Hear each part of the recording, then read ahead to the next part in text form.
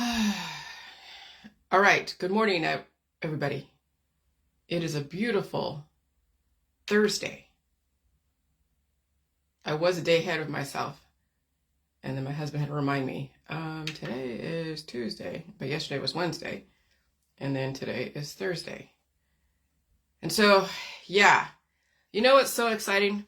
I remember when I was a kid in first grade, Mrs. Clark's class, and we were sitting in these 4 desks, and across from me was a girl named Kim, who, she's on my other Facebook, but I remember how smart she was and everyone around me. And I knew that I was like, I knew that I had a long way to fucking go, so whatever. But I remember thinking, I can't wait, or I was developing like an alternate world, that I was the smartest person in the world, that I had all the knowledge of someone that was like 30 or 40 years old. And then I was taken back all the way back to first grade, second grade. And then I was able to just remember everything that I learned all the way up to 30 or 40, or even like maybe 5 or 6 or 7 or 10.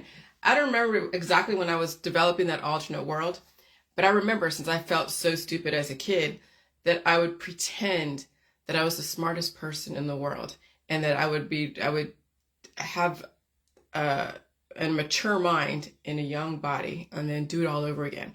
Okay, so this is kind of like that was back then, like a predictive programming of sorts, that I don't even know where it came from, but when you're feeling like you're not like everybody else and you want to be normal, you have to live in these alternate worlds. Like, you have to develop your own little world to cope with being so different. And so now that I look at it, now that I'm looking at it, I'm like, holy shit, did I just realize what I was dreaming about as a child? And so, I mean, we all have different types of battles. We all have different types of battles that go on. And some people, have, I won't say easier battles, but is the battle really easy, or they're just not prepared for it? They've maybe conquered a few battles, but are they really prepared for the biggest battle of their life? Okay, and it's kind of hot right now. But yeah, I mean, we all are facing some kind of battles that's in our lives, and some of them are a bit more aggressive than others. Some people don't survive the battles. And so this last couple weeks has been a very aggressive battle that seems to be, at more of a conscious front. Not so much that I was fighting people like in my world, in my waking world. No, I'm fighting the fucking ancestors in my sleeping world. That's what's kind of crazy. And so when Andrian Ram, he's out of Indonesia. He likes to tease me occasionally and stuff. He's like a little brother. Okay. When he was asking me about that battle where I was fighting some ghost that was eating my hand, and that's when I had the arm pain, and it was the left hand that this ghost was eating, and it was tickling me at the same time, like really tickling me. And then I grabbed its face, and then I woke up. And he's like, well, why? He's like, why? And I'm like, this is a battle you have to win. When you remember a dream like that, it's almost as if you're out in the street fighting some dude or some girl that was trying to attack you, and you have to win. I mean, I've been in fights before. Would I say I won? Well, I did get jumped one time, and I'm sure I fought somebody, like I was angry and fought somebody in junior high and other places, like summer camp. But it wasn't like a bad fight. It was just like, I had a lot of aggression as a kid. But yeah, I mean, when you're fighting a battle where you feel like it's conscious while you're dreaming, and you feel like the thin layer between the conscious reality and the unconscious reality is so thin that you remember so vividly that you're able to even, and it wasn't like right away. It wasn't like I woke up. It was like the memory came a little bit later, as if it was like it happened yesterday and I'm remembering what happened yesterday. That's how crazy these dreams have been lately. And so the battle, everyone is dealing with some kind of battle inside. Just within the last week, I was actually fighting demons when I was unconsciously sleeping. And so when he asked, like, well, why were you fighting that battle? I'm like, because, or why were you grabbing that thing's face and why was it attacking you? It's because, yeah, that's the battle of death. That's like a Passover. That's like when someone has a heart attack and stroke and they don't wake up.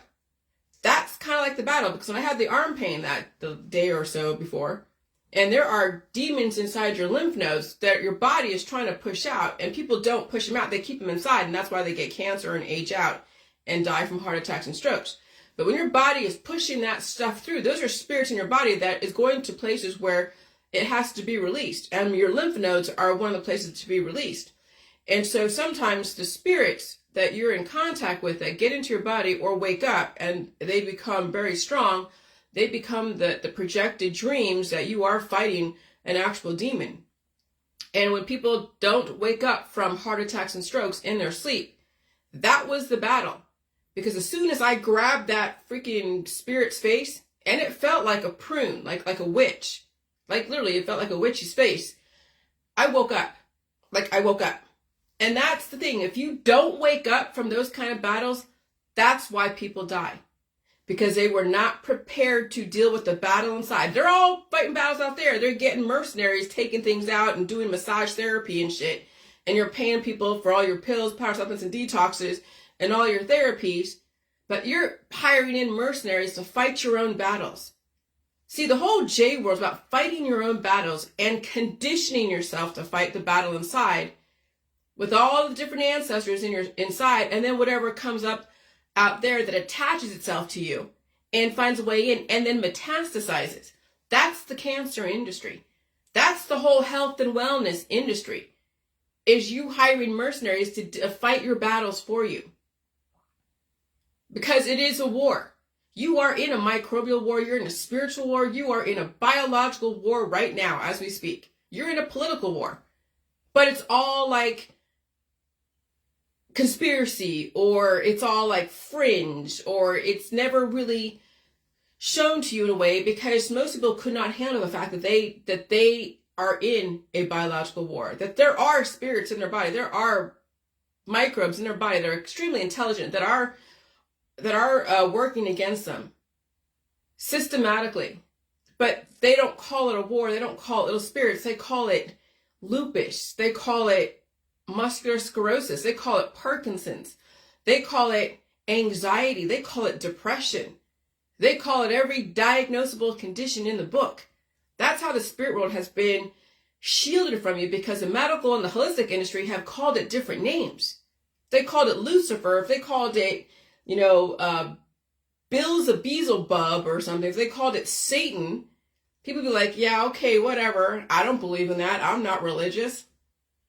But if you call it lupus, if you call it muscular sclerosis, if you call it cancer, you call it ovarian cancer, you call it obesity, or even emaciation, that's like, oh, okay.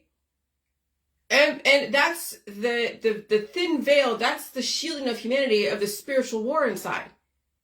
And then when you have dreams, right, dreams that are like so vivid, they're like, oh my God, I have these dreams, and they recount them, and people are like, oh, let me do a psychological analysis of your dreams. Oh, it means you're dealing with something. You have an issue. Well, which obviously, yes, but the psychological system has their own verbiage of how they want to characterize all of your dreams.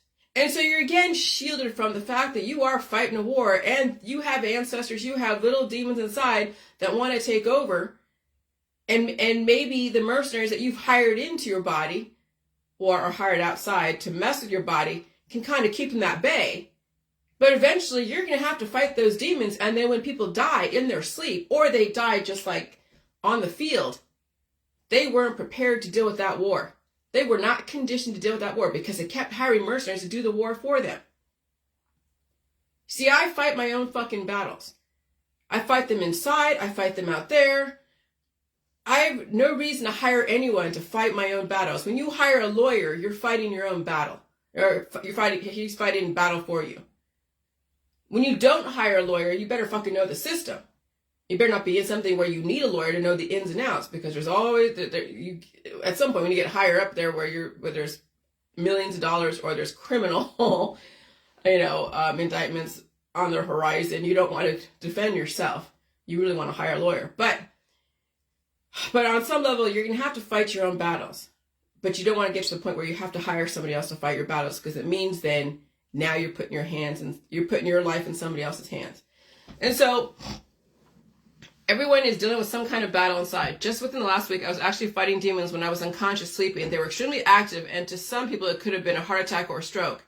And if you don't wake up, it means you died. When you're in a battle and you wake up, you just won the battle.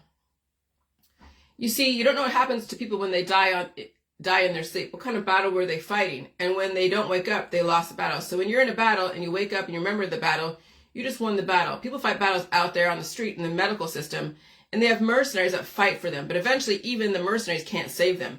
Eventually, you're going to have to face those battles alone. And if you're not equipped to deal with the battle of your body, mind, and spirit, you won't wake up. And so that's the thing. And so I remember all the little dreams of falling, the dreams of flying through preschool and everything. So your dreams are the things that yes, it is projecting what your conscious waking life is about. Is, when you're a kid, you're still a spirit. You're still close to the other side still, and you're traveling around and doing all these things. And then the shaping of you comes with somebody who knows what the hell they're doing, how they're going to shape you for that society. Not all the time parents know how to shape their kids. Obviously, they take their kids to the school system, and that the system shaped their children, and then they feed off of that. But when you think about it, everything's about storytelling. Everything is about storytelling. It's about developing, it's about understanding chemistry in the elements world, and then word chemistry, and then the whole magic is putting the word chemistry and the physical chemistry together to then develop the magic. And so if you understand psychological chemistry and biochemistry and intellectual chemistry and spiritual chemistry and political chemistry and all the chemistries out there, that's the shaping of a human, and also developing demons within. Okay? And so when I'm thinking about the future, because I just solved how to stay alive indefinitely. I figured out the equations of myself and the equation of longevity and immortality for humanity. So as long as you have what it takes to deal with it, okay, now I'm on to the next thing, because I'll tell you, there's so many things out there to learn. And I know how to train myself. I know how to broaden my brain.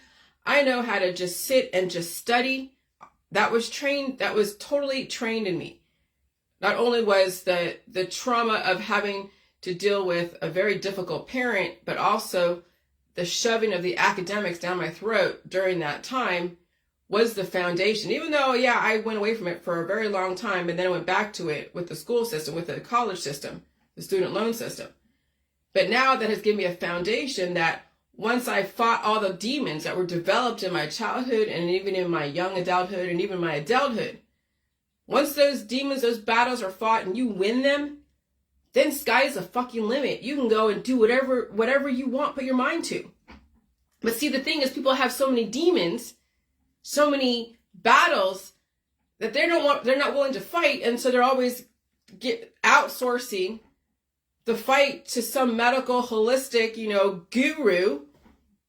They don't have what it fucking takes to deal with it. So then they stay in their perspective world, life, whatever it is, until they pass away.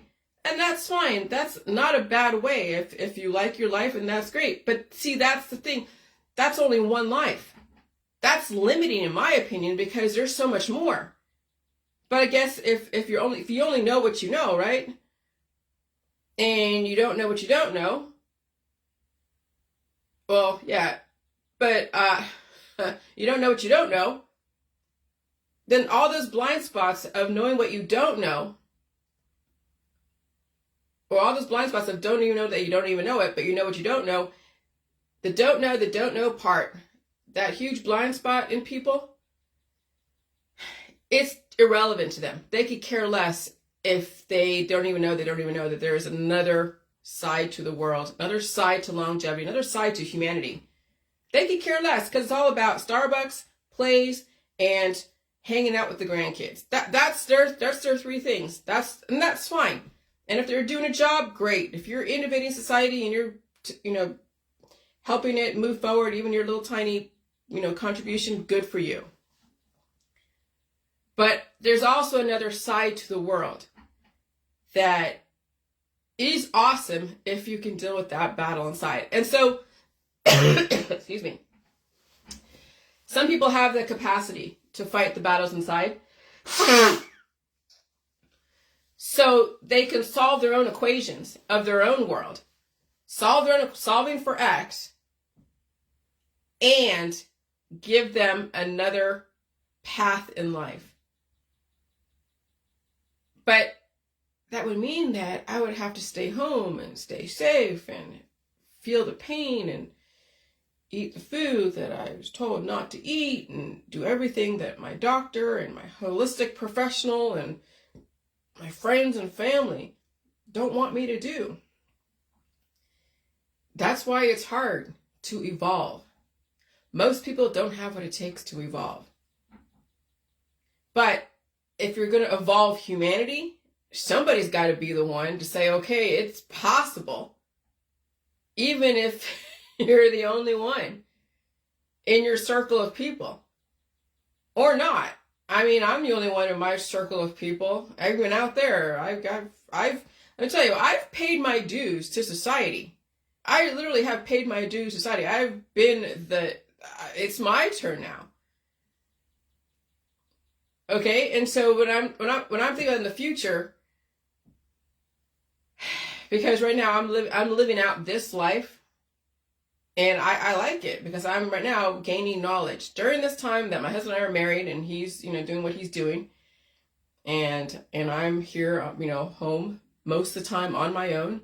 I'm just gaining knowledge. I don't need to be out there going to the bars, drinking coffee with everyone, socializing, doing all these hobbies, exercising, going to plays. I watch my movies and I explore what I want my next life to be. What's my next life? I would love to learn the coding, the computer programming, because I've already developed my brain to think logically, to ask the questions, to strategize, to figure out the problems, to hunt for problems. I already understand alphanumeric. I know the English language. I understand the concepts of language. And so all computer programming is just computer language, understanding what the different symbols do, understanding what you're trying to do. You have a vision. How do you develop that vision into something that's behind the scenes to then project a specific outcome? And that's problem solving. That's so many things that I've been doing the last 7, 8, 10, 20 years. But again, remember, we're given a certain kind of life, and we're kind of locked in some ways until we're able to find a way to evolve our current life to transition to the next life. And it doesn't always happen right away. It takes time. You have to lay the groundwork. And so that's exactly what the J world is, about laying the groundwork to finally come to terms with the old world and fight the battles, wrap up the loose ends, and develop the new world and still stay alive and deal with the battles and deal with the transition without dying.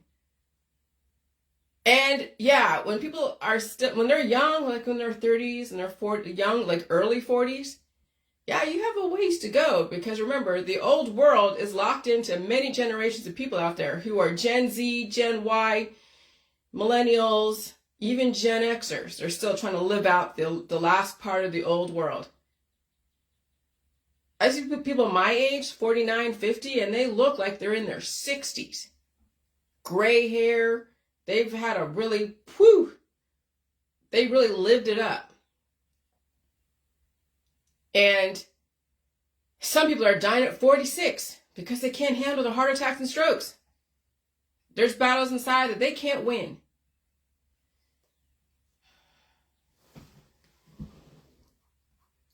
And so it's really about the art of storytelling, because when you think about the word chemistry and the elemental chemistry and you put it together, all the stories, all the politics, religion, and science dogmas, they're all stories with magic, with chemical reactions. Because you put your mind to something and you put this element together, you put it together and you make experiments, and here's the outcome. Here's this. Here's a dog. Here's a cat. Here's a human. Here's a child that now is this adult. Here is paper. Here is a story. Here's a book. I mean, the whole J world is about you now are the one that's programming the world that you want to live in, and you are now taking all the chemistry, everything that you have inside, and you're developing your own thing, whether it's a book, whether it's a hobby, whether it's a new path in your career, whether it's learning something new and different. But remember, people are still tied into laying down their life for their kid, for their husband, their wife, their friends, their family. They don't see a path to something. They already been given the path. They're just living out the path that was given to them, but they never developed it really themselves. It was given to them. That's Disney. Disney was all about, here, let me give you a gift, a curse, and a spell. Fauna, Flora, and Merryweather, and then Maleficent, Sleeping Beauty. And they all cast a spell on that baby. And this poor baby is now having all these gifts, but there's also a curse. On her 16th birthday, she'll prick her finger and she will be asleep forever. So imagine all of you out there that were given the gifts from Flora, Fauna, and Merryweather. She'll be beautiful. She'll be smart. She'll sing like a canary.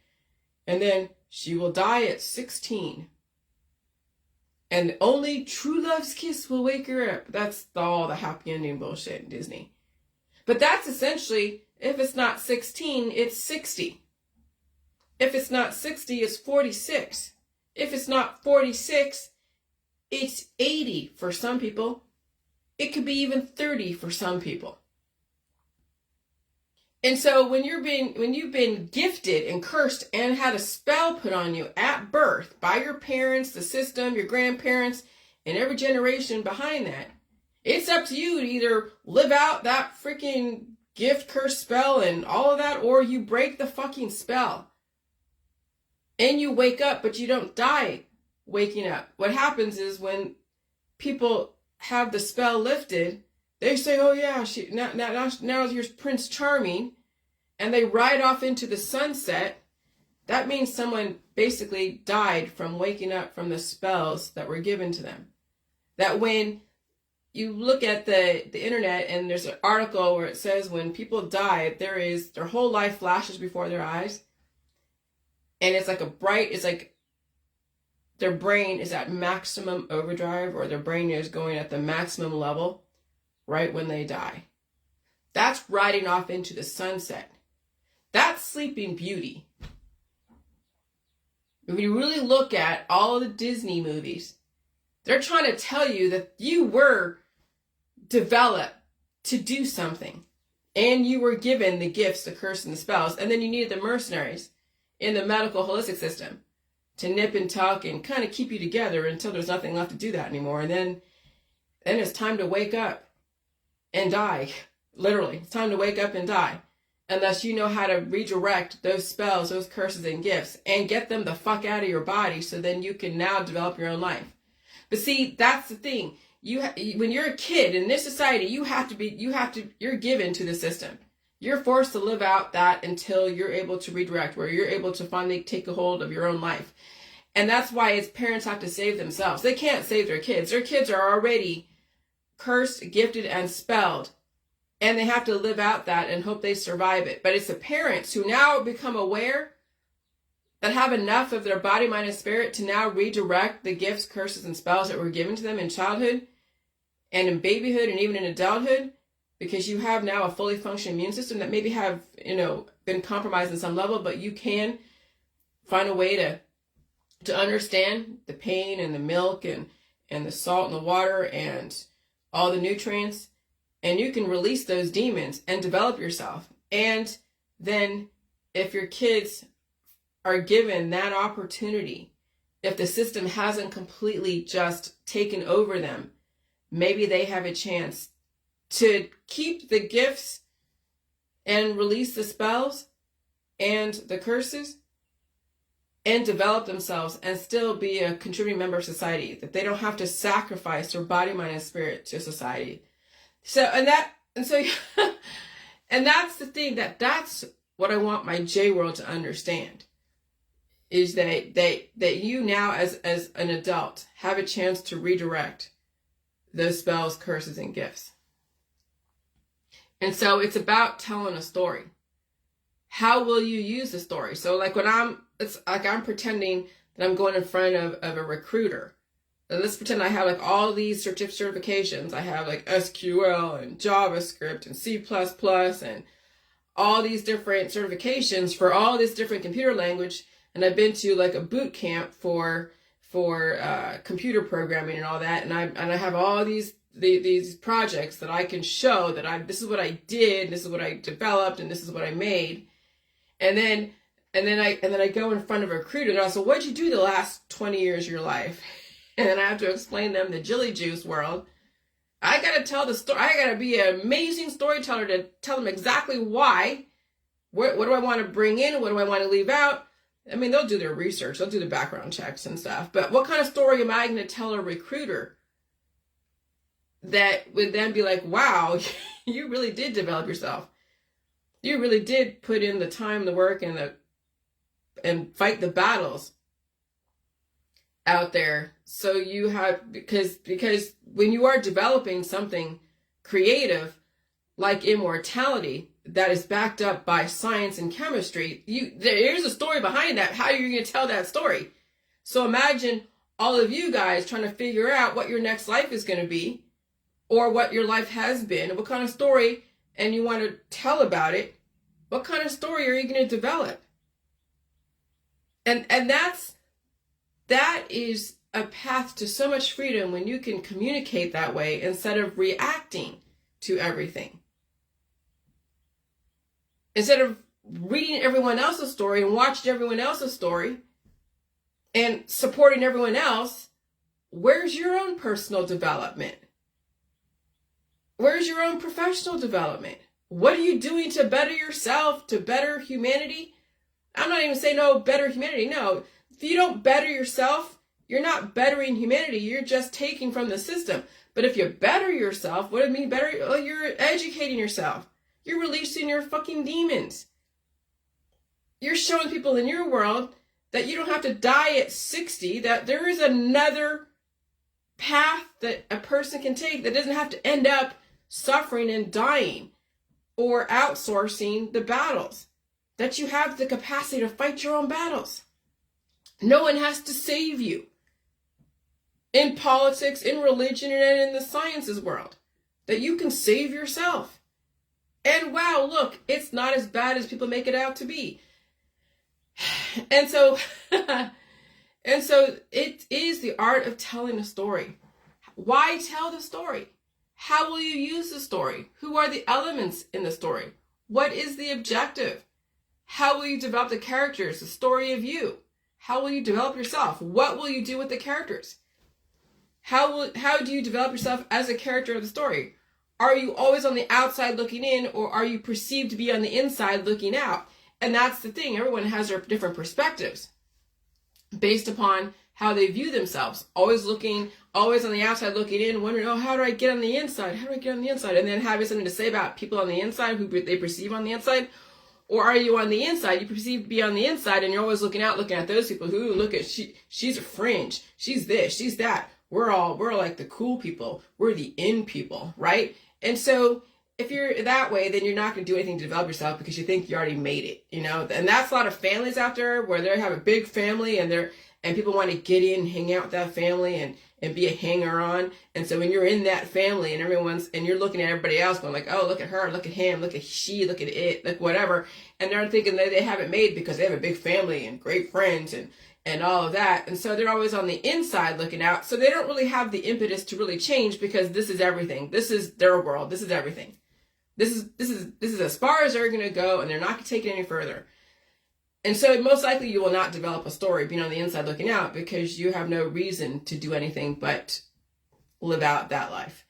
So that's what happens when people get comfortable with their position in life. When they're so comfortable with their position in life, they're so satisfied and feel that they've made it because of maybe they have a big house, a nice car. They have no reason to change. They're just going to live it out and play the part. Like watching these people, like these influencers out there. I just watched a Vice documentary on Mr. Tate. He's definitely an interesting dude. And he is really, Andrew Tate, he's really just has developed his character. And he has a cult following. Okay? He's not going to want to redirect from that. He's too comfortable in that position. He's too comfortable in that world. He won't change. Is there anything wrong with what he's saying or doing? No, he's just under perspective. It's what they call toxic masculinity. If he really believes it, okay, great. But does he? You don't know if he really believes it or if it's just an act.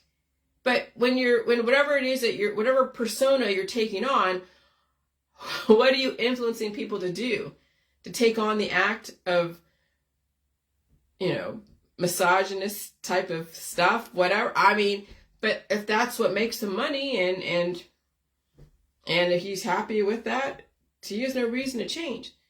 And so what Mr. Andrew Tate is doing, and what somebody in a family that with a bunch of friends, and that's their world, and they're not going to do anything more but just keep with that world and die with that world. It's like the two worlds of Andrew Tate and just some, upper middle-class suburban wife with a huge family. They're no different. They're comfortable. There's no reason for them to change, and so they'll die in that world. Because how long can you put up that facade? How long are you going to stay in that type of mentality and not evolve, right? Well, could I assume that Andrew Tate will ever evolve? I don't know. He's young, if he wants to, but I mean, he's a boxer, and he's muscly. So he'll live out his life playing that part, and good for him. If it makes him money, he's happy, good for him. And just like a suburban wife, upper middle class, who really has no impetus to do anything but just entertain and hang out with people, okay. But there's some of you that are not, some of you are on the outside looking in. When you're on the outside looking in and you want to be something, whatever it is, you're free. You're not trapped. Like Andrew Tate's trapped in that. Could he change? He could, but he'd lose everything. Right? So he's trapped. A suburban house, upper middle class housewife or single woman with a huge slew of friends and family, she's trapped. Because you feel you're on the inside looking out and judging everyone else, right? Now those are on the outside looking in, they have a chance to evolve. That's the thing, that's what I'm trying to reach here. Those who are on the outside looking in, you have a chance to evolve. You have a chance to deal with your demons. You're on your own. You're not trapped by people, placing things in expectation and validation. You have a chance to redirect. And we need both worlds. But the people who are on the inside looking out, you have to understand that unless you want to, well, people who are fringe, they know that there's more to life than that. But when you're we know that there's more to life than that.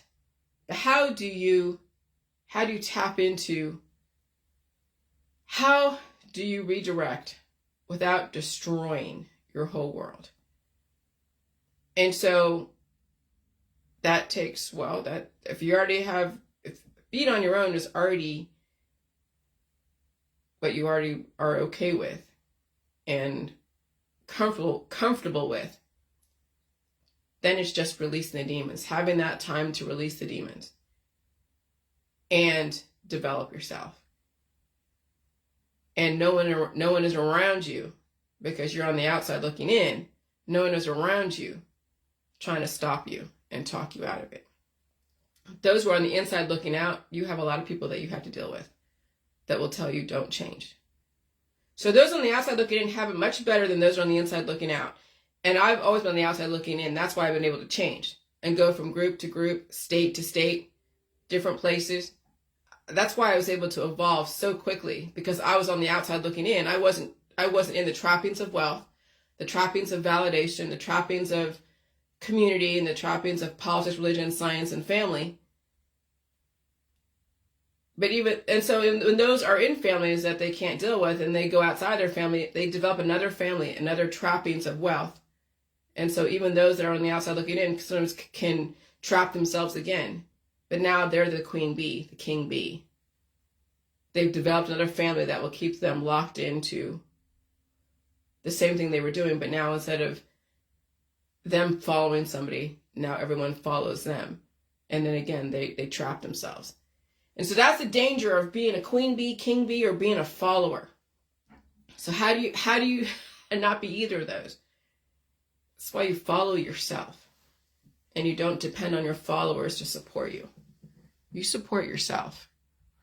And that doesn't mean always financially. Sometimes it means that you can be within a marriage or a partnership and still contribute in the way that is good for both, and still develop yourself. That's what I'm saying. Like with my situation, I can straddle both worlds. Develop myself and still play the part of a traditional housewife. And what made it easier for me is the fact that my husband likes to go on the truck. And so he has his own autonomy, and then the weekends he goes and plays his fishing games, and I don't get in the way of that. I do not get in the way of whatever he wants to make his life happy. So as long as I'm able to have the space to develop my brain. Because I don't need the social capital. I don't need to be out there. I don't need to do anything except feed myself and feed my brain. Feed myself, feed my brain, develop myself, take part in this current world that I'm in, and develop myself for the next world. And that's the transition. And understanding what your partner needs and what they need, and do everything you can to help them be happy with the world that they're in at this point. And if they're the ones that are doing the blood, sweat, and tears out there, keeping the family alive, you give them whatever the fuck they want on some level. Okay, so those who are on the outside looking in, you will have it easier than those on the inside looking out. So you can develop stories to understand all sides of an issue. It doesn't mean it's fact, but you're willing to explore the unexplored. Because it's not fact for everybody. You may have facts, like water is H2O, based upon the language and our concepts that we've all agreed upon, that's universal. But how you characterize water, all the adjectives around water, even the activity around water, is all relative to perception. Okay? But you're willing to explore the unexplored. That's the problem-solving strategy thinking. It's like solving for X. You see, the conspiracy world are all mathematicians when you think about it. We know there's something wrong. We know there's something missing. We just don't know what X is. And so all of us are trying to find the X. What's going on here? When we've been given all these different formulas and given all these different scenarios and stories about what's going on. And so we spend our life, and I'm saying all of us conspiracy theorists, we spend our life solving for X. Even those in the health and wellness world, we're trying to solve for X. Then I realized that the health and wellness world is not the X that I'm looking for. I'm not trying to replace one drug with another, or one massage therapy with another. It's right now the conspiracy world is basically algebra. Solving for X. If you have to work backwards, work backwards. If you have to work from side to the right, to the left, and center, do it. Because when I say about immortality, it's not like, okay, well here, this is the start of this.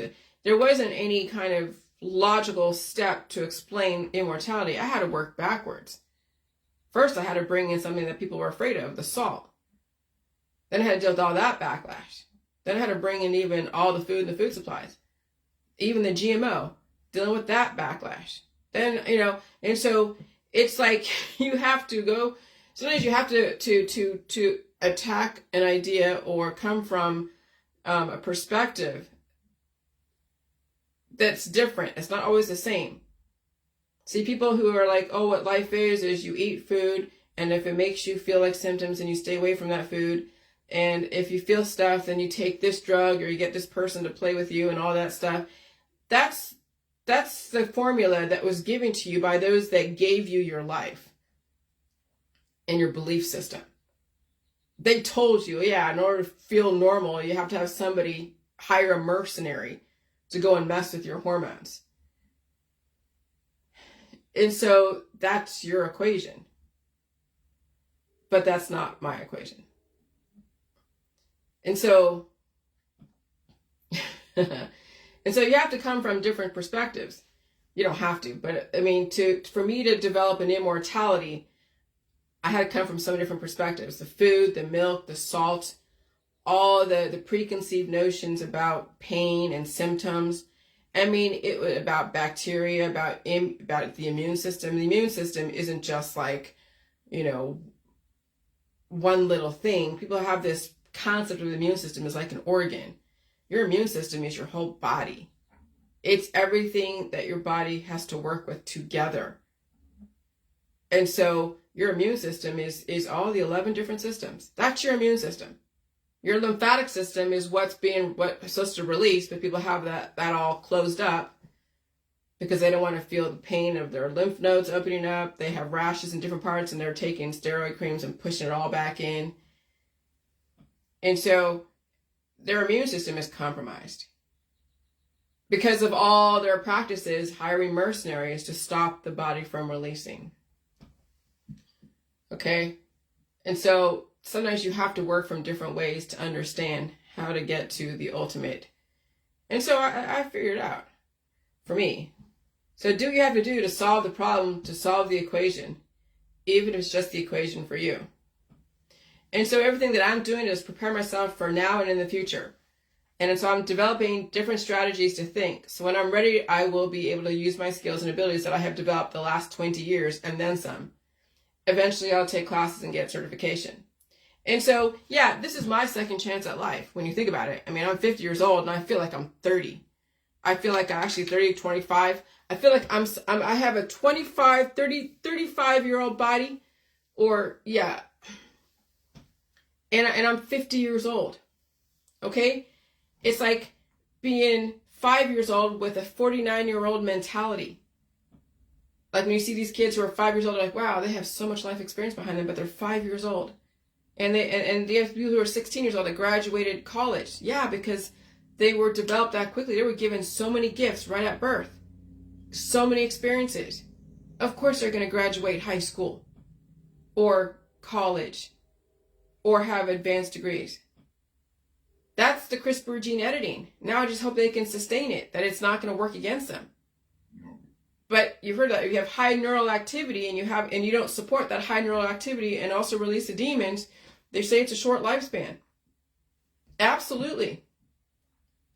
When the environment increases so much in acceleration and you feel your heart beating a lot, but maybe you don't notice that, so you feel that energy in your body, which you see out there, people are capitalizing on this energy. You're watching them deteriorate. I've seen people that are capitalizing on the energy and they're deteriorating like excessively. People that used to be obese and then you're like looking at them today, they're like, wow, they're really skinny. But you can see it also in their face. You see not only the grayness in their beards and in their facial hair, but you also see that the life is being sucked out of them over time. And so you got to understand how to back up the high neural activity, the intelligence, with more intelligence. And so the last 50 years was giving myself to the system to study, to document, to make fun of, make other people money. But now it's my turn in the future. My future is today. Like my future is today. And so developing how I think, that was all the last 7 years. Writing everything. Writing how many books. Even though my first book, second book was like, holy shit, what kind of shit is this? This last book was a bit better. But my next book is going to be even better because I won't be under the pressure of getting something out that needed to get out. But you saw the basis of where I was coming from. And also the opportunity to release the demons. But the next thing is that I didn't put in there any emphasis on the milk, because that actually just came, or the cream, that was just recent, that the emphasis on the cream and the milk. But remember, people have intolerances to cream and milk. They have lactose intolerance. They have to develop that milk gene. And so first, let's release the demons. Learn how to release the demons. So when you do drink milk and drink cream, it's not going to clog up everything and suffocate you. That you have trained yourself to blow your nose with whatever food that's out there. And then as your body opens up and you release the demons, then you bring in the nutrients that used to give you anaphylaxis or close up your nose and breathing passages. And then you'll start training your body to open up. That's the transition. So yeah, my current book is kind of like setting the stage for you to develop a blank slate. And then you will have to bring in food slowly, and then increase your intake of the foods that used to annoy you, and start building up your system. And then your body also will release those demons. But some people are so huge. They're full of shit that's giving them that crazy ass huge body. That shit is your programming. Okay, that's what people don't realize, that who are obese. When you're obese, you are full of shit. I'm not saying go take a laxative. I'm not saying do a bunch of J juice. What I'm saying is find a way to first get it out. I did the J juice intermittently, which is why I've gotten all those different revelations at different times. I wasn't doing J juice every day, because then that's how you cure yourself and you don't evolve. But every so often I do a waterfall. Okay? But now I don't do anything like that at all, because I've opened my system up. I've opened up my system. But drinking the milk, even if it's just like, even like it's like 1% fat, like a thin milk, and then add the fat over time, that'll help your body release those demons. But if you're allergic to milk, then you're going to have to find a way, you're going to have to find things, foods and stuff to help you release and help you open up. But eventually you're going to have to open up your system and release those demons. And yeah, when people are full of shit and they're obese, they have to find a way to get it out without using aggressive elements. But you need the milk. And so yeah, you can do 1% fat, 2% fat milk, and then switch to whole milk, and then go to half and half, and then go to cream. And so that could be the order of operations for those that are very deficient with a closed up system. That's why you have to turn to the medical system, because you close up your system and they're using all your proteins as experimentation, because you're developing infection. You're exposed to everyone out there, breathing in all the microbes. There's fornication happening inside your body. Now there's a little offspring somewhere metastasizing that eventually turn into cancer. And what do the doctors out there do in oncology? They take those samples and it goes right to the genome, so they can do more experiments and use that for future populations and also therapies. That's what everyone's used for, is basically experimentation and for future protein developing and prototype developing. All of your cancers are based upon the offspring that you've been exposed to, and you haven't released it because you have a closed immune system. But it's all under, the medical system. All the demons out there, it's called lupus, cancer, obesity, emaciation, Parkinson's. I'm trying to think of all the different diseases. Diabetes. I'm thinking more diseases about it. PMS, PMDD.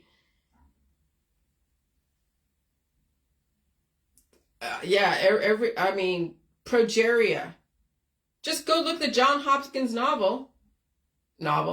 John Hopkins' book of medicine, book of diagnoses, schizophrenia. Look at the DSM. Those are all demons that are torturing people, causing them mental anguish. And so when you realize this, that's exactly what we've been bred for, is for future humans to not only predict human behavior based upon certain algorithms and all that, but also develop an extremely strong human race in the future. And so that's why, you know, the medical system exists, to make your leaving the experimental world as humane as possible. Though, when you watch that Frontline movie, Facing Death, how many freaking stem cell transplants can a person undergo? Oh, that poor guy underwent so many of them. It was torture for him the last time. It was literally torture for him. And even the doctor felt like, wow, she couldn't believe she put him through that. And so, you know, my background, I went through the behavioral modification with basically hardly any drugs except for over-the-counter drugs, allergy drugs. Okay? And so I think that where I came from as far as the programming, they wanted to see if they can program someone to be something without using drug therapy. They wanted to see if all the different out of control behavior, trauma, whatever it was, all the experiences I went through, how is that, all that chaos, how will that organize itself later on? And usually at 40 and 50 is when you finally wake up to all of that. How will all that programming, will that programming destroy you and turn into a cancer diagnosis or a disease diagnosis where you're on drug therapy anyways? Or will you find a way to release those demons and take all the gifts, the curse and spells, and turn it into a gift, turn it into now you developing yourself? That's what I think the experimentation on my end was for. Other people had different experiments on drug therapy and other ways of dealing with their prototypes. And so, yeah, trauma does bring on innovation. You just got to know how to direct it. But you have to be the one to see, when you do trauma to somebody else, that's against the law. That's why you can't, that's why corporal punishment is now being frowned upon, because it's not up to the parent now to spank their kid like that, because you can turn them into a serial killer if you don't know how to direct that energy. So then what do parents do? They don't spank their kids, let their kids run amok. Now their kids are out of control and they're entitled. See, if you're not licensed behavior modificationist, you won't know how to direct that energy to work towards the betterment of society. And so we have parents that are thrashing their kids, and these poor kids are turning into serial killers later on, or out of control humans who are entitled or completely meek and used as a tool for somebody else, taken advantage of by somebody else. So some kids out there are relatively okay. They don't have any major issues because everything's under some kind of doctor's care until they get a diagnosable condition. And so, yeah, so they're easily programmed. They get married, they go to college, they do their thing, and everything's great. They have their little accolades. And then one day, when they're in their 40s, after 30-something years of being cured and being successful at whatever it is they're doing, then when they're 40s, they have a diagnosable condition they can't get away from. Oh, but they're beautiful. But they have a diagnosable condition. And then they have to face another fork in the road. Those are the gifts that are given to certain people. And so this whole thing with I remember back in San Francisco, I was hanging with a bunch of LGBT, I was hanging with a bunch of lesbians, and they would call the heteros the breeders. It's like, breeders. I don't care what breeders do. And so I'm like, oh wow. So that was the split between the heteros and the homos was the homosexuals were calling the heteros the breeders. I'm like, okay, just wait. We're going to the future where you're going to have someone who's a homosexual want to get a uterus, who's going to want to bear children, right? So at this point, if you want to breed, I don't care what you identify with, breeders aren't only the heteros. Are you going to breed balanced human beings, non-violent and logically intellectual with balance of both right and left brain? So I choose not to breed. I'll leave that all up to you and the government. And so uterine transplants will be the future. If you can get breast implants and penis enlargements, someone born without a uterus could probably get a uterus transplant. And that's coming in the future. A man with a uterus transplant, or man that we'd say a man, a cisgender man, would then get a uterine transplant and bear a baby. I mean, why discriminate? Everyone's comfortable with stem cell transplants, boob implants, stents, screws, mesh, rods put in their body, all types of surgeries. I don't care what they are, all types of surgeries. So if you're against messing with Mother Nature, as some of the arguments are, if you're all about organic and natural, and you're making jokes about putting 110 men and women on an island, and some of them are transgender or some of them are not, or whatever, and saying, no, you have 110 transgender. I mean, that was just horrible. Just some of these are fucking horrible. Get away. If you're all about organic and natural, get away from both the holistic and the surgical system and the medical system. Because remember, what God gave you, you should be dealing with, and deal with it on your own. Don't bring in some mercenary to go and change you. So don't be speaking on both sides of your mouth, or be a hypocrite and understand both sides of the story. Live and let live, and at this point, I don't even care. So if you all want to breed out there, homosexual or heterosexual, fine. Just breed some nice people who are balanced, open, and evolutionary. I could care less. But if you're all about, oh God, it's not natural, it's not supposed to be, God did not intend that. Well, God did not intend for you to go get surgery for breast implants. God did not intend for you to go get surgery for oncology. God did not intend for you to get surgery for anything. God did not intend that. He intended for you to deal with your bullshit and release the demons and build yourself up, not go and disfigure yourself. If you're saying that someone who's a transgender getting, things done or whatever is going against God, against natural order of stuff, well, so is going to surgery and getting things taken in or taken out, put in and taken out, is going against the natural order. But you couldn't tell someone that who is really critical of the LGBTQ community. Okay? And so I remember coming from that point of that social construct of man and woman. But again, I was just speaking about man and woman, but you could be cisgender woman and want to be a man, and you call yourself a man. So I actually was not doing anything homophobic on the Dr. Phil show. I just said it takes a man and woman to make a baby. And you could be a man with woman parts and make a fucking baby. If you call yourself a woman and you're like cis a man, fine. So people were twisting my words.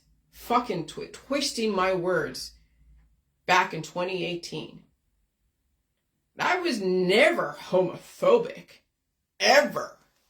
I had so many gay friends. I had gay best friends. I mean, California.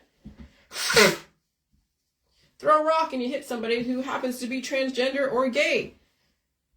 Why would I go and do that? But they'll tell you, the BuzzFeed news articles, Pathos, all people that are critical to JJ's, they turned me into a homophobic. And I wasn't. But they definitely made that out to be what I was when I was saying it takes a man and woman to make a baby. Okay. Well, we have men who want to have uteruses. Fucking A, go for it. And they call themselves women. Now, as far as going into these bathrooms and all that stuff and kids are around, you know what, at this point, I stay out of that argument. I don't care. There's predators in both the hetero and the homo world. There's predators everywhere. If you're going to go out there in public, mom and dad, you got to go in there with them. Go to the restroom with them. If you're so afraid of predators. But there's predators everywhere. And at this point, if you want to protect your kid from predators, maybe watch where you go. and you don't let your kids go out of your sight at this point. But no, parents are like, I don't know, I want my kid to go do whatever they want, and they can go out 10 years old and go to the bathroom by themselves, 10 years old, 5 years old.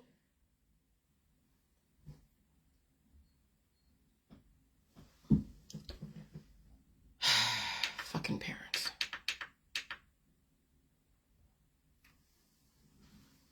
So when I showed that reel of that kid that was just out of control, that little girl that was on that Facebook reel where she was just having a temper tantrum, just destroying that whole classroom, just destroying it. That's what we're reproducing. Why the system wants to reproduce carefully is because parents aren't equipped to deal with the demons. They actually make the demons stronger. See, when you have a kid that is out of control like that, like literally out of control like that, what do most people say? Corporal punishment. She wasn't spanked enough as a child. If you're gonna spank a kid, there better be other stuff going on that you're gonna also build that kid up with something they can use in the future to help them survive this society. And that's for behavior modificationists. That's for people who are trained in that world. We have parents who aren't trained to do that shit. We have parents, they have a kid that's so out of control. What do parents now are told to do? Let it go. Try to put them in a corner, the kid gets up. See, I was that kind of kid where you could spank me and I'd be like, fucking hit me harder. I had absolutely no qualms. I mean, it sucked to get spanked, and be humiliated in different ways, but fuck, I wasn't gonna let her break me. No one broke me. Nobody broke me. And so we have parents out there that want to break their kids, and when they do break their kids, if their kids are that out of control, then they turn into some really dangerous people in the future. And so, but then a parent does nothing, and they do all the talk stuff. Oh, Johnny, Billy, Susie, here, have a cookie, here, have a toy. I'll go and give you whatever you want so you can stop crying and stop thrashing my house. Then they turn into entitled children. They turn into people who just take. Right? Because you see pictures on the internet of people who look like they're relatively normal, right? You don't know what goes on behind closed doors. You just see the pretty pictures. Oh, look, my kids, they're so cute. Oh, look. But do you know what evil lurks in the hearts of men and women? No, you don't. You just see the perception. Then you find out later on that they were abusing each other, or they're doing this or doing that. That's the thing. And so anyway, so why the system wants to reproduce carefully? Parents aren't equipped to deal with the demons. Sometimes they make the demons stronger, and then they turn into serial killers or bullies. Or they, they could be really smart people, and then they just fizzle out later on. Or they turn into another breeder. They just have a bunch of babies. And they do their job. They go to their job, do their job. They get married. They have a baby. The guy does whatever he does. Now they have a kid. What's this kid gonna do? Who knows? And so this is what the teachers are dealing with. They're dealing with you couldn't pay me enough. I was a nanny back in the 90s, and these kids were relatively well behaved, but some of them had issues because they were in a divorce situation. But they were relatively behaved. They were really, really good. I mean, I had 3 kids that I was watching. One was like 6 years old, and that was Danville and then Hollywood. And the other one, the other 2 were like, I don't know, maybe they're like 12 and 8, and they were brothers. Both families were in the finance world or in Hollywood and construction. Okay? Or, selling airtime and stuff. And they were relatively well behaved. But nowadays, you couldn't pay me enough. I wouldn't be a nanny nowadays. Oh, hell no. And so I give props to anyone who has the patience for a kid that's out of control. Because when you think about it, people say this child needs love. I'm sure that child is very well loved. Loved so much that she's allowed to act this way. See, you can love someone too much. And when you don't give them the boundaries, this is what happens. The consequences, repercussions. And I'm sure also the biochemical deficiencies causing anxiety. Okay, so kids are supposed to act out in some level, but where do you draw the line? Where do people draw the line? Do you give them a punching bag? Do you give them a screaming room? You can't put them in an empty room because they'd be looked at as abusive. So if that kid was like tearing up the classroom, you couldn't put them in a padded room and be like, okay, go have at it. Because that would also be like, looked as abusive. Isolation. And you can't force them to sit down. And so corporal punishment should only be used when there's other training involved, and that should be done by behavior modificationists, not a lay person, because then that child will turn violent later on, and that's what goes on right now. Okay? And so when we're abusing our kids or hitting them and then also incorporating a programming, that's where you get all. So when you're like, oh yeah, my kid was spanked, and they're in that dichotomy of a girly girl or a real masculine man, then you see that split in our society of really girly girls who were spanked as a kid. And so that programming of whatever was embedded so heavily. And so when you think about then adding more trauma to reinforce that programming, now you see why we have girls are all sexual on the internet. And they have maybe had fathers or mothers that spanked them as a kid. Okay? Or not. Somebody else did something and reinforced that sexuality that's all over the internet. See, there's so much, you got to understand, people don't realize the kind of programming they're reinforcing that was already embedded into the programming of our society. And so you want to have smart kids. It's like, yeah, you put your boundaries down and you spank them when they're out of control, but then you have to then completely reinforce them with so much academics. Like you have to be the one to not the school system, but you have to be the one to force them to read, force them to do math problems, force them to do stuff. And to the point of where it becomes so much that the kid almost hates the school, hates homework, hates everything in the education. But that's the thing. That's the programming. That's what MK Ultra is. That's why you see people like Britney Spears as a kid, and she was programmed to be that way. Now you're seeing she's cracking up, that poor girl. You could see the little bit of crazy in her eyes because she was programmed so heavily in the Disney system. You see that with all the different stars out there. They've been programmed heavily into whatever they're doing. They had to.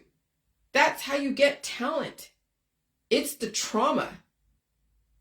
And so you think parents now out there, having kids out there, know really what they're producing? And so you could be like, okay, well, you got to go to school, Billy, Bobby, and Susie, and that's fine, and maybe give them a few spankings here and there, or maybe they don't really require too much spankings. They're little adults, and they're doing everything, correctly and not giving anyone a problem. Well, that also has its downsides. Having such a good child has its downsides. Because what are they hiding? They're doing everything correctly, but when it doesn't go correctly, when it doesn't go their way, how are they going to handle that? See, that's why it's so. That's why it's deceiving when you think you have such a good child, or not a good child. How are they going to deal when things go different, when things become difficult? Will they be able to handle difficult situations? It's been so easy for them. Mom and dad made it so easy for them. But the system has found ways to alleviate you from dealing with difficulty, and so they drug people out. They literally drug people out. So you never have to deal with difficulty, and you're easily under the influence, under control. But some people aren't always easily drugged like that. Or if they are, there are side effects called obesity. That's the whole ADHD, putting kids on Ritalin that were a little bit out of control. They're a little bit energetic. They put them on Ritalin for so many years. Now they're like huge. That worked against them.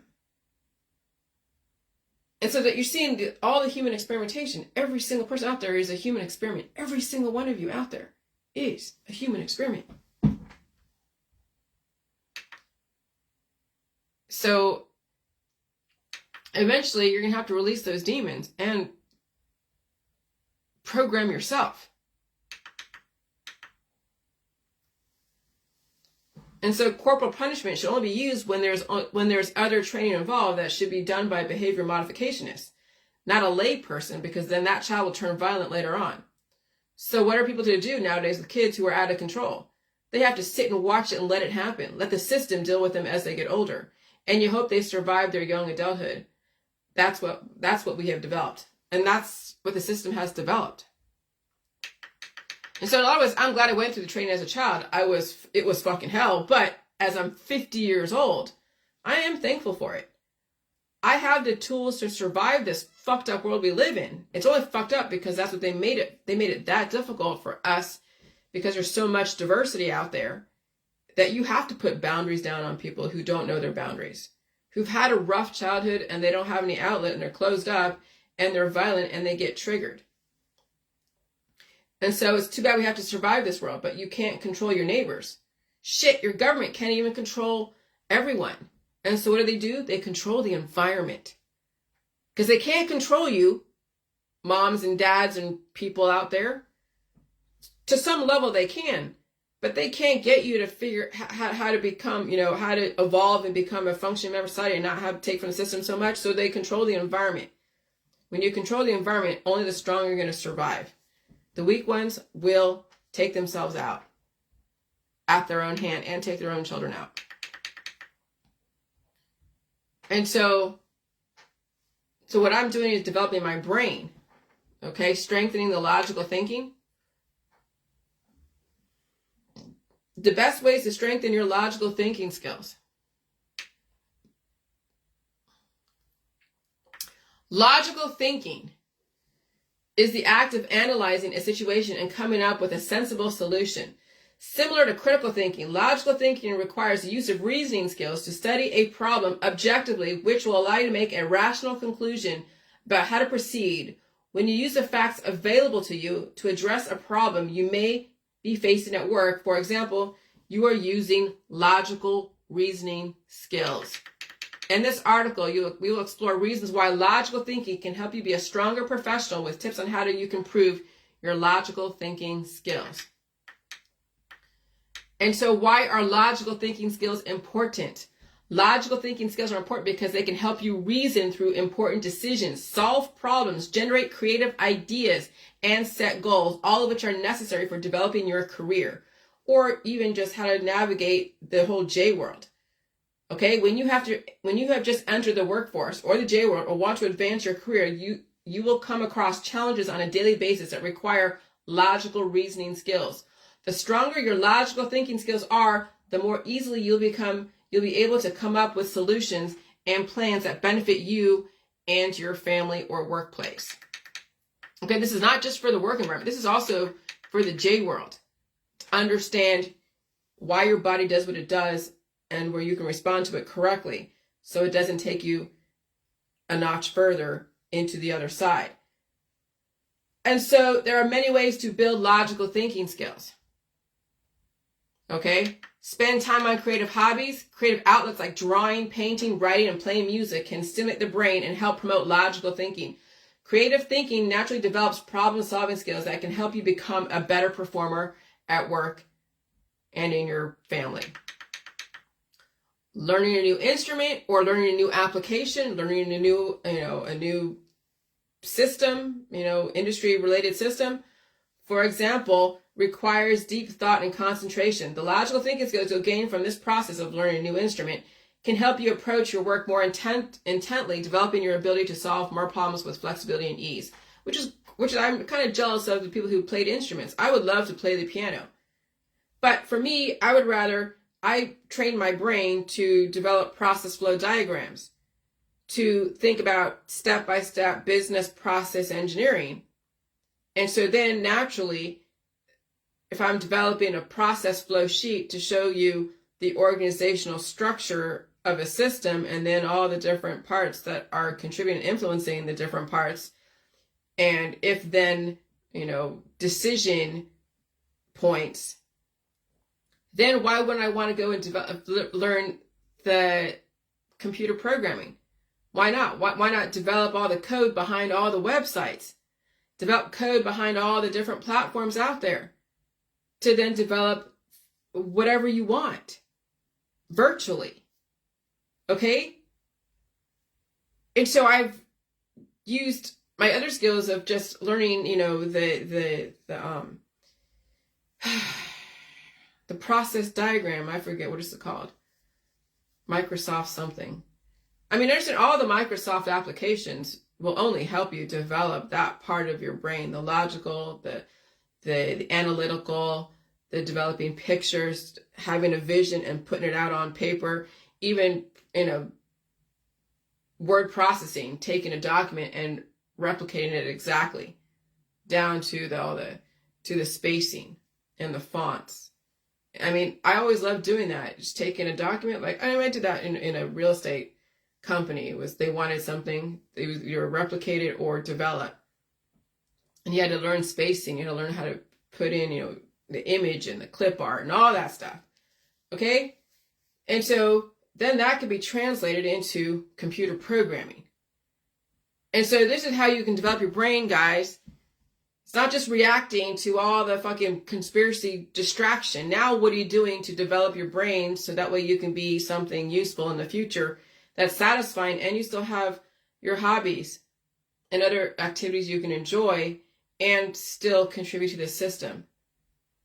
Okay? Because right now in America, we have half people who are just like doing what they're told to do through their programming. The other half people are in the conspiracy world and afraid of everything because they haven't released the demons. And they're deteriorating. Or they're in their politics or religion or science dogmas. And so in addition, creative hobbies help reduce stress.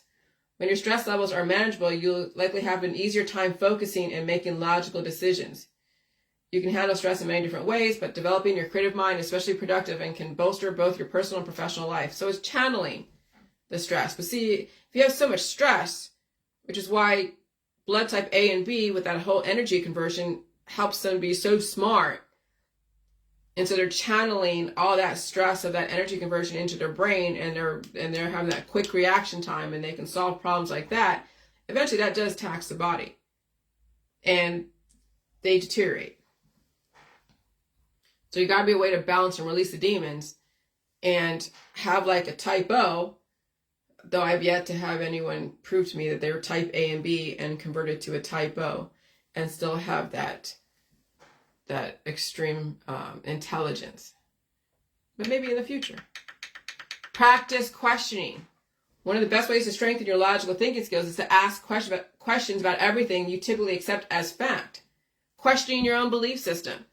Regularly asking questions helps you view situations more completely, allowing you to approach problems at work more logically and creatively.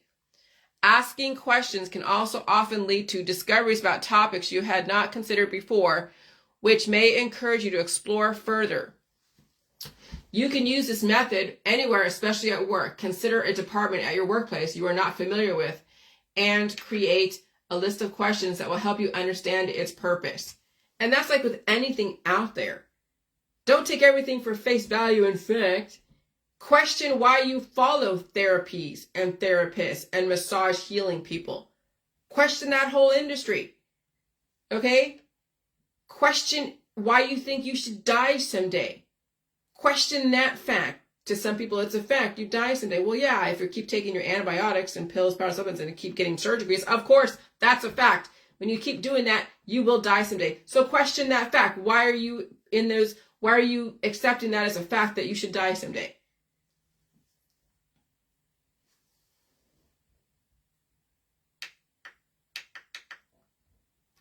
For example, if you work in sales and want to know more about search and engine optimization, consider asking someone in that department for a short informational interview to learn about their current projects and processes. This can help you think more critically about your role at work as it relates to them as a team, to that team. So yeah, going into groups and understanding what makes them think. Looking at other people's Facebook pages that are opposite of yours, and you analyze them and you look at how they think. You take in information. You learn about another fucking culture, another belief system, another way of doing things. You learn about people's situations, their idiosyncrasies, why they do what they do. Some of you have such a homogenized Facebook account. Maybe you have one or two divergence, but you look at them as entertainment. That's it, entertainment. But that's it. You don't really go any deeper than just, oh yeah, she's entertaining. That's it. And then you go right back into your homogenized world. And you really don't understand why this person acts the way they do, why they do what they do. Because you look at people as entertainment. You are on the inside looking out, making fun of people in a different way. That's a lot of the mainstreamers out there. A lot of them is that they have a slew of people that are divergents, that are different, but they're more just the entertainment. They're more of an escape, but not really anything worth looking deeper. That's why I get so annoyed with all my JJ crowd, because a lot of them look at me as that. It's just entertainment. They don't look at me as anything than just someone to kind of laugh at and chuckle at. Be like, oh yeah, look what she's doing. And they go back to the world like, oh yeah, here's my Starbucks. Socialize with others. Building relationships with others can broaden your perspective, giving you more opportunities to develop logical thinking skills. When you get to know someone better and learn his or her points of view, it may help you approach problems at work in a new and different way. Absolutely. I have so many people I interact with. I don't get stuck in their world, because you can get sucked into somebody else's world and be hypnotized by the way they do things. So you have to learn how to extricate yourself when it becomes too much. And so there are many ways you can invest time in building relationships, from participating in an activity you both enjoy to simply eating lunch or meeting over coffee together on a regular basis. Well, the internet has accelerated that. I can have conversations with people and do coffee in like a matter of like 15 minutes. I don't have to get dressed and then go meet them and sit down and blah, blah, blah. Now it's like internet, you can be in conversation with people and like that and get that same kind of outcome at a quicker time. And so the more logically you can handle problems at work, the more easily you'll be able to advance in your career. And again, you have to know how to tell a story.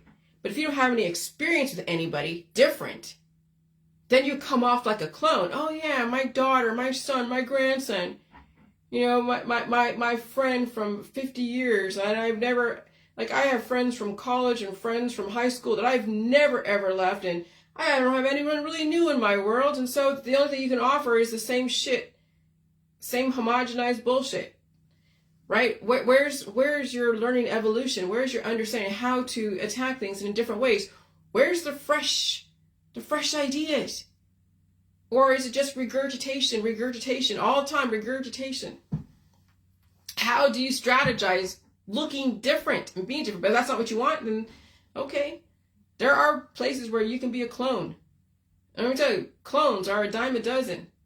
And they also die off pretty easily. Like lemmings. Learn a new skill. Learning a new skill can help you sharpen your logical skills.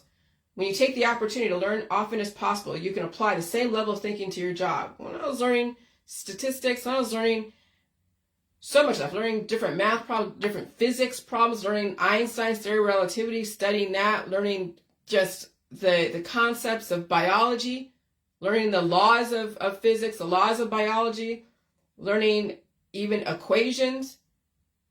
Like the last 7 years, when you saw what I was learning and putting out there, that's taking the time to learn something different, learning the different applications.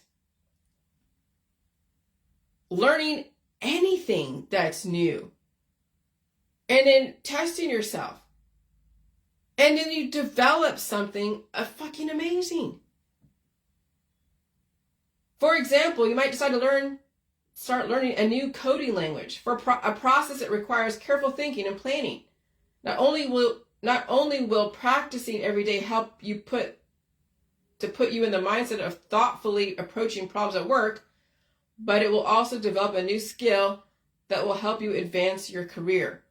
So, I that's why I want to learn coding, but it won't be right now, right off the bat. I'm going to explore that even further because there's so many options in coding. There's C++, Java. There's so many different things, but I want to figure out which side do I want to be on, the front end, the back end, which industry do I want to work for. Right now, there's so many layoffs going on in the tech world, like in San Francisco or other places. So there's going to be a lot of people who know coding that are going to be, competing for jobs. So right now, it's not really lucrative for anyone learning coding and trying to compete for a job because you won't have the experience. You'd have to intern for years, which I'm prepared to do. I'm prepared to take all the certifications in the future at some point and then intern. And maybe by that time, the competition won't be as fierce. And I'll have a lot more than even the people overseas has as far as experience level, because I have already the Jilly Juice world. I'll develop a story around that. They can still do my background research fine. And I will have a lot more skills and ways to present the information that will be different. And so at this point right now, I'm just preparing myself for the future, because there's going to be a lot of people out there competing for the same jobs, especially in America, with all the layoffs going on, especially in the tech industry. So this is where, you look at the World Economic Forum, you look at what the future industries are, you go figure out, if you plan to live a long time and be in the J world, live a long time, look at where the industries are going and figure out where you can be part of that, where are you going to make money in that, where are you going to survive in that. Because, yeah, Social Security is not going to be forever. Well, I mean, it could be, I guess. I don't know. But that's not going to be, satisfying. It's just to live on Social Security and watch Netflix all the time, right? You're going to want to exercise your brain.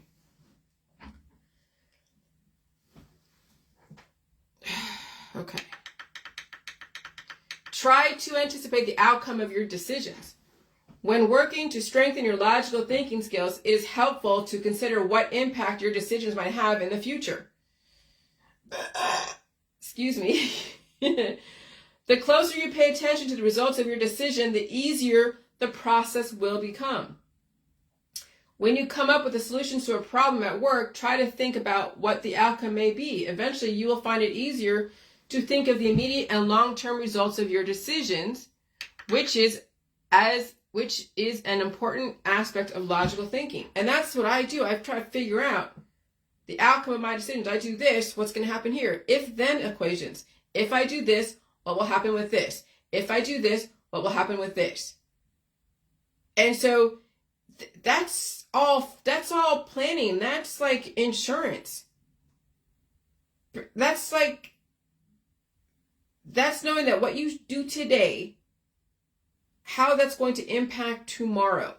Not even like immediately tomorrow, but like even in 10 years from now, 5 years from now. Because shit's going to happen. Are you prepared for when it actually inevitably does happen? Because remember, death is predictable for those who are not taking care of themselves in a way that they need to release a demon. So how are you going to now deal with being alone? Do you have things put in place? Because people around you are not going to do what you're going to do. They don't have what it takes. They're enjoying their life. So what are you going to do?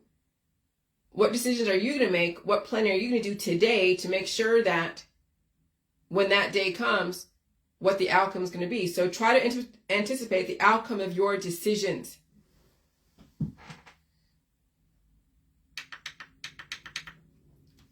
Logical skills can be easily strengthened with daily practice. When you apply these exercises regularly, you'll start to naturally approach everyday decisions at work with a more logical perspective. Okay? And so logical thinking is the act of analyzing a situation and coming up with a sensible solution.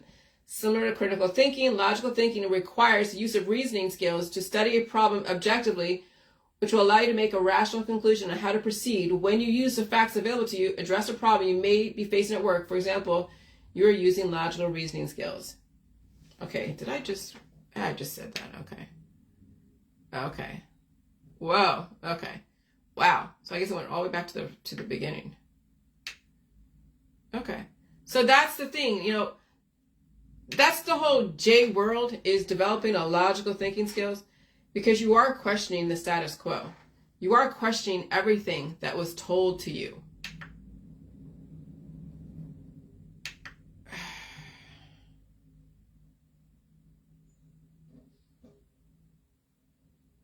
Yeah. YouTube took down one of my other videos from a while back. Oh, they're cleaning up my stuff. What did I say? COVID-19 new viruses mixed with your current... yeah. That's fine. But they're not striking my channel. They're just cleaning up my channel. Because when you think about it, at this point, people can take that information any way they want. And when you think about what COVID is, it's the algorithms. They are algorithms. Bringing up everything. But there's a way to explain it. And they don't like the way I explained it. So whatever. But that's the whole J world, is to question everything. Okay? Is to question everything, develop logical thinking skills, develop a plan so you can survive the transition to the next world. That's the J world. Because when you are bypassing the death process because you know how to beat death from natural causes, you're going to have to plan for your future. And the future comes pretty fast. Okay? The future can happen like tomorrow. Doesn't mean the rest of the system is prepared for you to deal with that future. And so what are you going to do if this happens, this happens, this happens, this happens? If-then equations. If I do this, then if this happens, or if I do this, then this will happen. If this happens, or if I do this, or if this happens like this, then I'll do this. And you plan, and you plan, and you have all these different scenarios. Scenario A, B, C, D, E, F, and G. And so when any of those scenarios come up, inevitably, one of them are going to come up. What do you have in place to make sure that you're not traumatized, that you're not going to be bankrupt, you're not going to be on the street, you're not going to be struggling so hard, and you're not going to be suffering so much? Why there's so much suffering is people are not prepared for the indicators that were telling them that shit's going to happen. They decided just to turn their cheek and pretend it's not going to happen. Or they've hired mercenaries to go and deal with it until the mercenaries can't do shit for them. And then they're left to fight the battles on their own, and they don't wake up because they lost the battle. And so the J world is completely the opposite of everything in the mainstream. Like everything. And so, yeah. So just because I'm right, remember when people said, like, you don't learn anything if you think you're right all the time. I'm fucking right all the time. In my world, I will tell you when I'm wrong.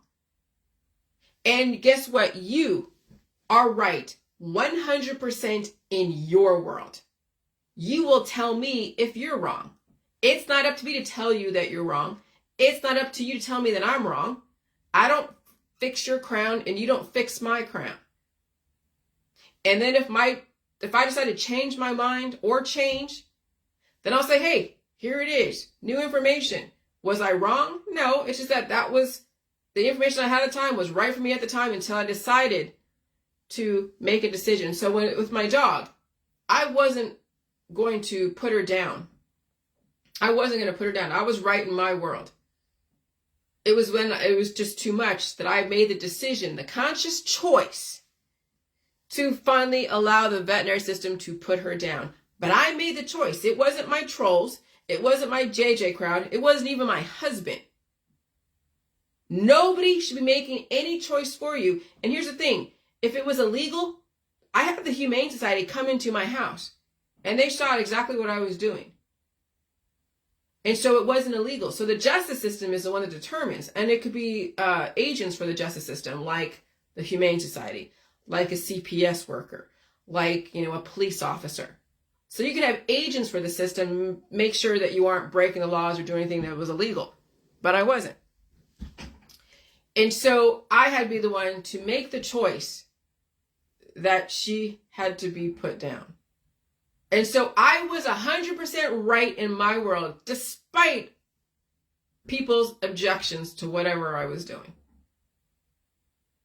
And so you are right in your world 100% until you decide to change and do something differently. And no one should tell you wrong except for the justice system and the agents for the justice system. And so just because I'm right doesn't mean that you're wrong. It just means that I'm allowed to live in the world that I want to live in, and you're allowed to live in the world that you want to live in. And we both can respect boundaries. If life happens to change, it doesn't mean that I'm wrong. It just means that life changes. Your mind can change all the time. Who am I to teach anyone anything? Who am I to say that what you believe is wrong, right, or indifferent? That's why I stay on my Facebook. Okay? Because nobody can accuse me of trying to convert them and make them wrong. Oh, I do see people come on my Facebook and protest what I'm doing. Some people have some medical issues, and I've known them for a while, so I have a lot more patience because I've known them for a while. And so I kind of give that allowance because it's a case-by-case basis. But other people that just stalk my page, I don't have any interaction with them.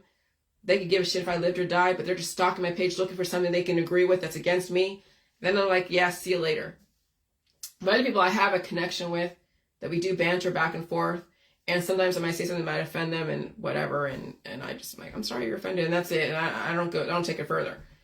But I like them. But yeah, there's certain things I'll say on my Facebook that will feel like that they're, being attacked. But no, I'm not attacking them. But some people have, again, brain issues that don't understand that. And I'm not going to make them wrong for it. I understand what goes on. I'm not completely a fucking asshole or cold. I can take things and understand the situation. But when I do cut somebody off, it's because they were asking for it for so long. They were just waiting for the time. And I was just biding my time with them. Not that I was consciously doing that, but I knew how to deal with that situation. But, so that's why I say on my Facebook, nobody can accuse me of trying to convert them or make them wrong. I speak generally about people, but I don't insult them. But I will use general terms like religion, politics, and science. If those terms are offensive, then you don't consider yourself an individual. Of course, that's not my problem. So if you can't separate yourself from your politics, your religion, your science, then you have an identity crisis problem. Everyone will insult you, which means that you will be expending so much energy trying to convert people instead of staying in your own world and converting yourself, or staying the same, but converting yourself. People convert themselves into death all the time. It's happening now. Okay? And so, if you don't know how to separate yourself from your politics, religion, or science, then you'll try to convert others and you'll convert yourself out of existence. And so you got to realize that you are allowed to change your politics. You are allowed to change your science and your religion. You're allowed to evolve, but people don't allow themselves to do that. Is that my problem? No. But stay in your lane. But if I've known you for a while, we have already, again, if you already have a connection in another way, I do have patience for those because I do like them a lot. And I understand. So anyways, that's it. But yeah, the J world is a training ground for now working the left side of your brain. Because right now, the right side of your brain, the creative side, the conspiracy side, the looking for the answer side, the developing the stories, the conspiracy theories, and acting upon them, that's the right brain people. But now it's time to look at logically the left. Now it's time to exercise the left brain people. All you people who are anti-government, conspiracy world, and the health and wellness that are willing to explore now another way to develop yourself, because obviously you can't stop what's going on. So now what's the next story are you going to write for yourself in the world that's going to keep you alive, not destroy yourself and everyone around you? That's your next job or your next phase in life. Or you convert yourself out of existence, and we thank you for your service. All right, bye.